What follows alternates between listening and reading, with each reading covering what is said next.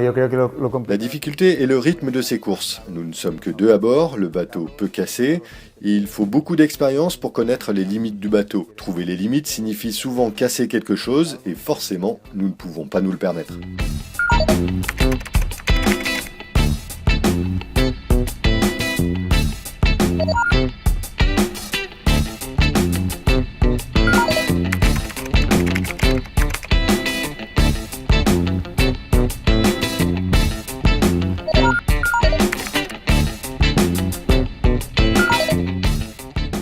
Bueno, empecé a navegar a Rosas con 6 años, en veranos de... J'ai commencé à naviguer à l'âge de 6 ans pendant les étés à Rosas. J'ai navigué sur les optimistes et différents bateaux que l'on trouve en école de voile. J'ai bien accroché et j'ai continué à naviguer dans différentes classes. Entre 6 et 12 ans, j'ai beaucoup navigué sur des snipes. À 14 ans, j'ai couru en Europe jusqu'à 20 ans et ça a bien marché.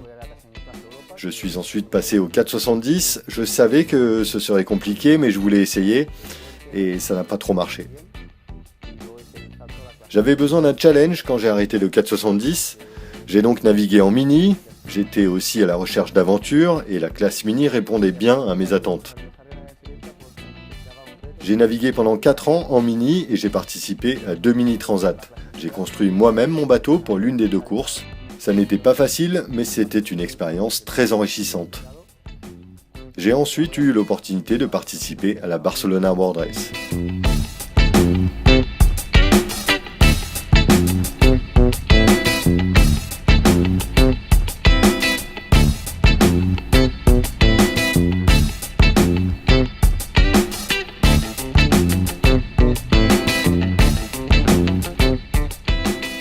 Bueno, yo creo que es importante empezar a pensar, ¿no?, en un calendario único. Je pense que c'est important d'harmoniser le calendrier. S'il y a trop de courses, chaque skipper participe à des épreuves différentes et nous nous retrouvons avec des petits plateaux. Il est donc important d'avoir un circuit structuré avec des épreuves phares qui fédèrent les coureurs.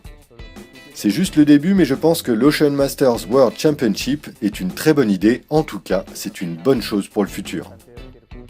Au final, le circuit doit amener plus de visibilité à notre classe. Il doit permettre au plus grand nombre de comprendre ce qu'est l'IMOCA et les inciter à suivre les courses de près. Pueda vivir de cerca ese tipo de regatas, ¿no?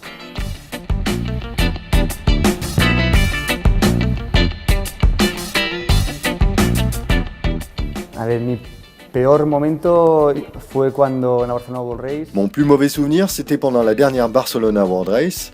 Dans l'océan Indien, à la hauteur des îles Kerguelen, le désalinisateur est tombé en panne. Nous n'avions plus d'eau et nous étions à 10 jours de la Nouvelle-Zélande. Nous avons dû nous rationner et récupérer l'eau de pluie. Pendant 10 jours, nous étions inquiets sans savoir si nous devions nous arrêter en Australie ou non. Et nous ne savions pas comment nous allions faire s'il s'arrêtait de pleuvoir. Finalement, ça l'a fait avec le peu d'eau que nous avions, mais c'était compliqué. Llegamos con poca agua, pero fue complicado, sí. Mon meilleur souvenir? Je ne sais pas, j'en ai beaucoup en mémoire. Mais c'est probablement dans le Grand Sud quand on surfe des vagues de 18 mètres à 20 nœuds. C'est impossible à décrire, je n'avais jamais vécu ça avant, c'est incroyable, j'ai hâte d'y retourner.